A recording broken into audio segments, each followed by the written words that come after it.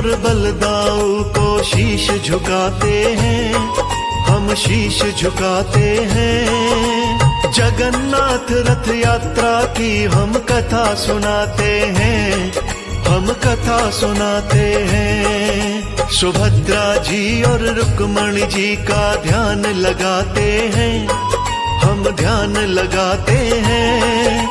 जगन्नाथ रथ यात्रा की हम कथा सुनाते हैं, हम कथा सुनाते हैं। रथ यात्रा बड़ी महान, सब कहते वेद पुराण।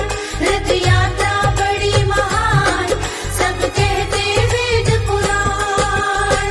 प्रिय भक्तजनों, जगन्नाथ का मंदिर पुरी उड़ीसा में स्थित है। वर्तमान मंदिर 800 वर्षों से भी अधिक पुराना है। इस मंदिर में श्री कृष्ण भगवान जगन्नाथ के रूप में विराजमान हैं। साथ में श्री कृष्ण के बड़े भाई बलराम जी और सुभद्रा देवी जी विराजमान हैं। इस मंदिर में तीनों की पूजा होती है। भगवान जगन्नाथ की रथ यात्रा में 3 रथ होते हैं। पहला रथ बलराम जी का, दूसरा रथ सुभद्रा देवी जी का और तीसरा रथ श्री कृष्ण जी का होता है।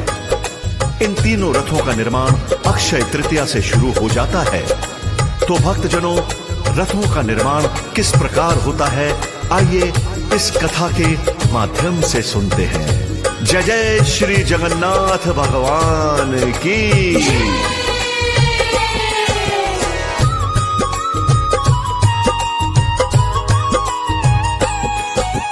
शुरू होता निर्माण रथों का अक्षय तृतीया पर। कुशल कारीगर बुलाए जाते अक्षय तृतीया पर। चयन रथों की लकड़ी का एक समिति करती है। नीम की पकी हुई लकड़ी ही रथों में लगती है। स्वच्छ साफ और स्वस्थ पेड़ की लकड़ी आती है। फिर वो रथों के कारीगरों को सौंप दी जाती हैं। भक्तों, तीनों रथों में कोई धातु नहीं लगती। कोई कांटा और कील भी इनमें नहीं ठुकती।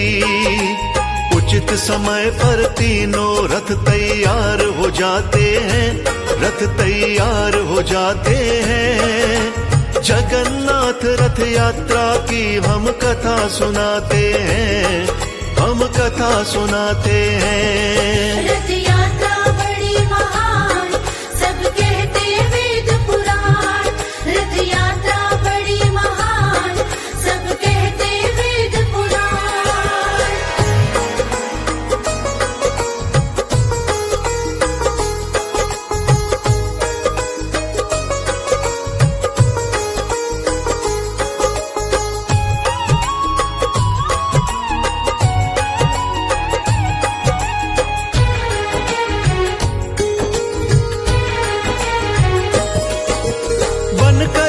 जब तीनों रथ तैयार हो जाते हैं, छर पहनरा नाम का एक अनुष्ठान मनाते हैं। उस दिन पुरी के गणपति जी पालकी से आते हैं।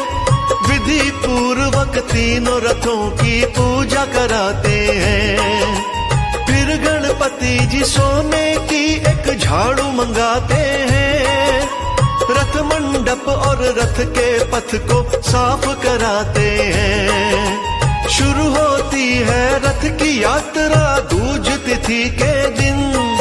आषाढ़ मास के शुक्ल पक्ष का होता है शुभ दिन। भक्त खुशी में ढोल नगाड़े तुरही बजाते हैं, नगाड़े तुरही बजाते हैं। जगन्नाथ रथ यात्रा की हम कथा सुनाते हैं।